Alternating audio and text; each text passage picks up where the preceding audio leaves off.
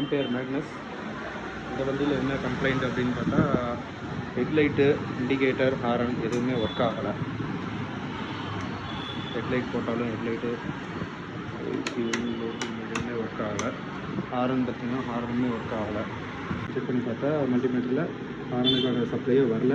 Indicator, headlight எதுவுமே வேலை செய்யலை. இப்போ இந்த வண்டியில் இதுக்கான சப்ளைஸ் பார்த்திங்கன்னா டிசி கன்வெர்ட்டர் வழியாக தான் வரும். 48 வோல்ட்டு 60 வோல்ட்டுன்னு பேட்டரி பேக் வரும்.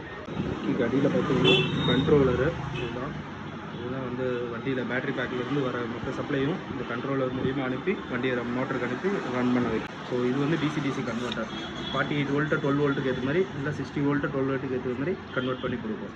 ஸோ அதில் தான் நம்ம படித்து செக் பண்ணோம். செக் பண்ணி பார்த்ததில் 62 வோல்ட்டு வருது டிசிக்கு.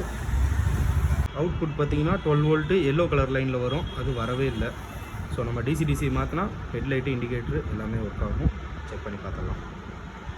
புது டிசி வாட்டர் ப்ரூஃபோடு இருக்குது நம்மக்கிட்ட. ஸோ அதை போட்டுட்டு ஹெட்லைட்டை செக் பண்ணி பார்க்கலாம்.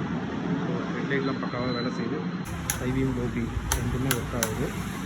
ஹாரனும் ஒர்க்கா, இண்டிகேட்டர், ரைட் அண்ட் லெஃப்ட் எல்லா சைடுமே பக்காவாக வேலை செய்யுது. ஸோ டிசி தான் இந்த வண்டியில் பிரச்சனை.